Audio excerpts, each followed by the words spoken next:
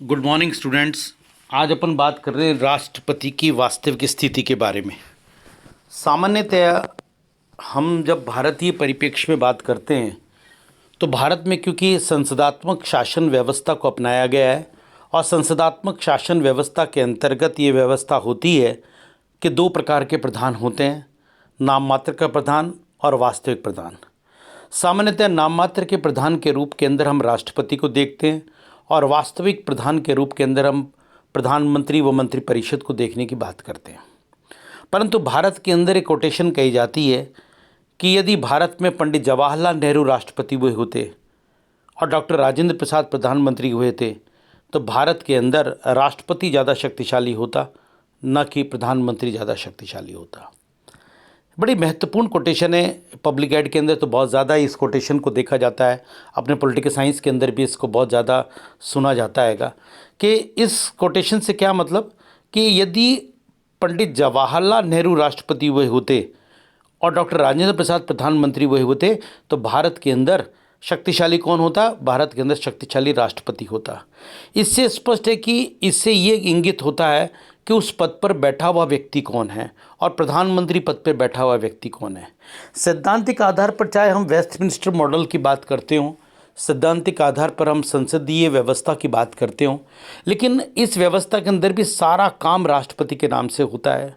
राष्ट्रपति की मदद के लिए अनुच्छेद 74 में कहा गया एक मंत्रिपरिषद होगी जिसके शीर्ष पर प्रधानमंत्री होगा जो समय समय पर उनको मदद करेगा, सारी सूचनाएं देगा, सब कुछ। लेकिन अगर अक्षरतः सैद्धांतिक आधार पर मान ली जाए तो सोचे कि आप किस लेवल के ऊपर स्थिति जा सकती हैगी। प्रारंभिक स्तर के पर अपन देखें तो राष्ट्रपति डॉक्टर राजेंद्र प्रसाद और प्रधानमंत्री पंडित नेहरू के बीच के अंदर कई मामलों को लेकर एक तरह से तनाव व संघर्ष देखने को मिलता हैगा। परंतु क्योंकि दोनों ही राष्ट्रीय आंदोलन के नेता थे, दोनों संविधान सभा में थे, दोनों संविधान सभा में मुख्य किरदार निभा रहे थे। एक संविधान सभा का अध्यक्ष था, दूसरा महत्वपूर्ण सदस्य था, कई कमेटियों का चेयरमैन था। तो उस कंडीशन में वे जानते थे कि उन्होंने किस प्रकार की भावना के अंतर्गत संविधान को अपनाया है और वे आगे बढ़कर पीछे उठ जाते थे, पीछे चले जाते थे। कई बार हम देखें हिंदू कोड बिल वाले मामले को लेकर दोनों में जो तनाव रहा, सोमनाथ मंदिर के उद्घाटन को लेकर जो स्थितियाँ आई, ये सारी चीज़ें एक ऐसी स्थिति के अंदर हैं कि जहाँ पर हमको स्पष्ट रूप से ये नज़र आता है कि दोनों के बीच के अंदर एक प्रकार की स्थितियाँ ये थी। इसी प्रकार अगर हम देखें डॉक्टर राधा कृष्णन की स्थिति के अंदर, राधा कृष्णन भी अपने आप के अंदर एक बहुत बड़ा स्टीचर लिए हुए थे और नेहरू और उनके बीच के अंदर कई बार तनाव भी हुआ। और ये तनाव की स्थिति अगर देखें तो कृष्ण मेनन जैसे व्यक्ति को नेहरू किसी भी हालत में मंत्रिमंडल से नहीं हटाना चाहते थे। और जब 62 के युद्ध के बाद के अंदर जिस प्रकार के थे, डॉक्टर राधा कृष्णन ने कहा कि कृष्ण मेनन को मंत्रिमंडल से हटाया जाए और नेहरू जी के मन की इच्छा नहीं होने के बावजूद उनको कृष्ण मेनन को मंत्रिमंडल से हटाना पड़ा क्योंकि राष्ट्रपति की इच्छा इस प्रकार की थी। भारत के अंदर इस प्रकार की स्थितियां 1969 तक चली क्योंकि 1969 तक भारत के अंदर जो राष्ट्रपति चुना जा रहा था वह अपने खुद के स्टेचर या कद के आधार पर चुना जा रहा था। और ऐसी स्थिति के अंदर प्रधानमंत्री के साथ के अंदर वो बराबर के स्तर पर और कई बार उनसे आगे बढ़कर काम करने की स्थिति में होता था, अपनी बात रखने की स्थिति के अंदर होता था। लेकिन हाँ, संसदीय परंपराओं का जरूर निश्चित रूप से ध्यान रखा गया, लेकिन उसको रबड़ की मोहर के रूप में नहीं कहा जा सकता जैसे कि हम सामान्यतः राष्ट्रपति को रबड़ की मोहर के रूप में देख लेते हैं। लेकिन 1969 का जो चुनाव हुआ जिसके अंदर वीवी गिरी राष्ट्रपति बने तो उसके अंदर स्थिति बदल गई। क्या स्थिति बदली उसके अंदर कि अगर अपन देखें तो वो पहले राष्ट्रपति हैं जिनका निर्दलीय व्यक्ति के रूप के अंदर चुनाव जीते हैंगे। असल के अंदर वे उपराष्ट्रपति थे, उनको रिज़ाइन कराया।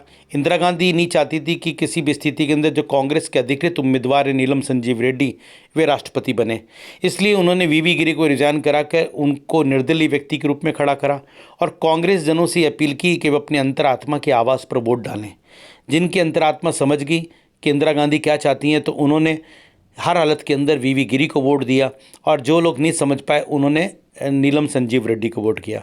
और ये पहला चुनाव था जिस चुनाव के अंदर द्वितीय वरीयता की मतों की गणना के बाद ही राष्ट्रपति वीवी गिरी जीत के आए थे।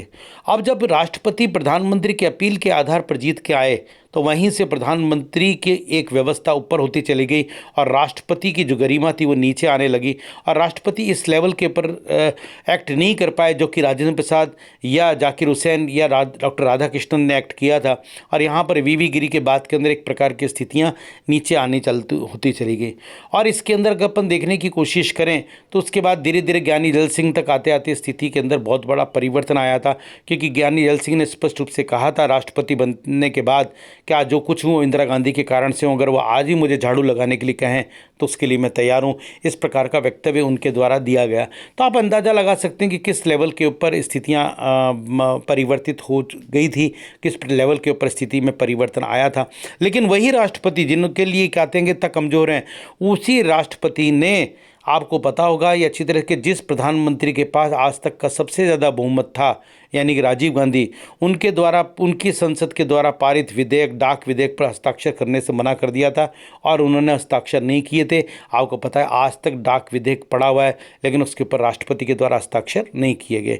यानी कि एक ऐसी पार्लियामेंट के सामने भी राष्ट्रपति अपनी अड़ी पे आ जाता है तो वो किसी भी स्थिति में सुनने को तैयार नहीं है, जिसको कमज़ोर राष्ट्रपति समझा गया। उसके बाद के अंदर आप लोगों को पता होगा कि जब राबड़ी देवी सरकार को हटाया और अटल बिहारी वाजपेयी की सरकार थी, उसके अंदर के आर नारायणन ने स्पष्ट रूप से कह दिया था इसके ऊपर एक बार पुनर्विचार करें।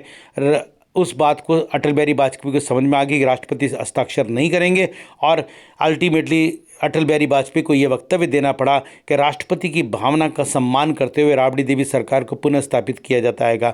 तो कहने का मतलब ये कि भारतीय व्यवस्थाओं के अंदर राष्ट्रपति का जो की पद की भूमिका है या राष्ट्रपति का जो स्थिति है वो इस बात पर निर्भर करती है कि उस पद पर बैठा हुआ व्यक्ति कौन है, प्रधानमंत्री पद पर बैठा हुआ व्यक्ति कौन है, देश की स्थिति किस रूप के अंदर कैसी है, अंतर्राष्ट्रीय स्थितियाँ किस प्रकार की है, मुद्दा क्या है, किस मुद्दे को लेके है, राष्ट्रपति जो बना है वो प्रधानमंत्री की कृपा से तो नहीं बनाएगा।